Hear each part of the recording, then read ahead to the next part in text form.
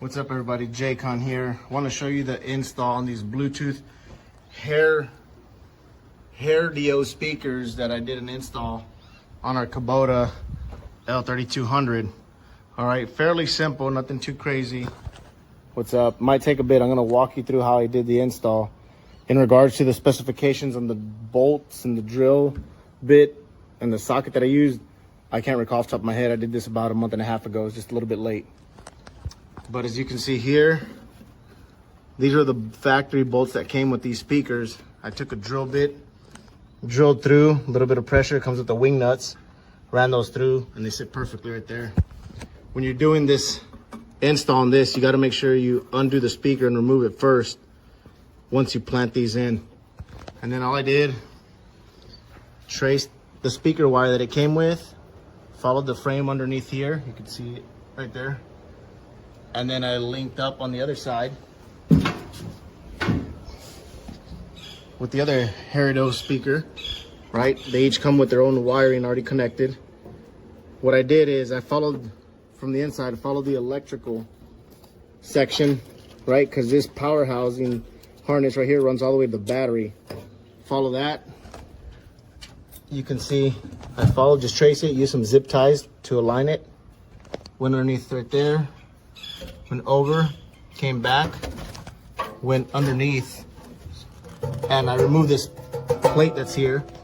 There's a 1, 2, 3, and then I believe, Bubba, how many bolts are on that side? 2, 4, 5, and this plate shifts forward and back. All right. Watch out, Papa.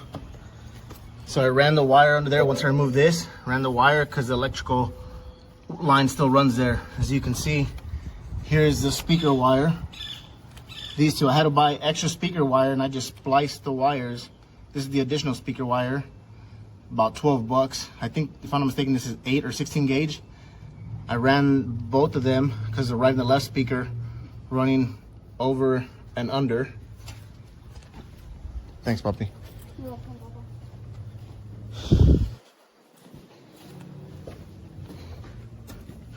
And then it came out up on this side. What I did, I ran it through the back. I don't know if you can see. I just ran it through the little firewall frame, I'm sorry, and then I looped it back around. And these are the wires. I marked the speaker so I knew which was the right and the left. I put just a piece of black electrical tape. That way I knew when I got here which one was gonna go where. Self-explanatory. The left speaker, the positive negative, the right speaker, positive negative. This is the little amplifier that came with it. I just found some, this is plastic, so I just found some flathead bolts that I had, some nuts and screws with the washer, with the lock washer, and I just tapped it in and then I screwed it through. This amplifier will stay there. This is the power cord, right? So what I always do, I plug this in first, and then I turn the ignition over, and then the Bluetooth will synchronize with your phone or whatever you use. And that's the wiring for the speaker. The next one is the battery cable. So I just hooked up the positive and the negative to the battery of the tractor. I just came back down, went underneath the negative terminal.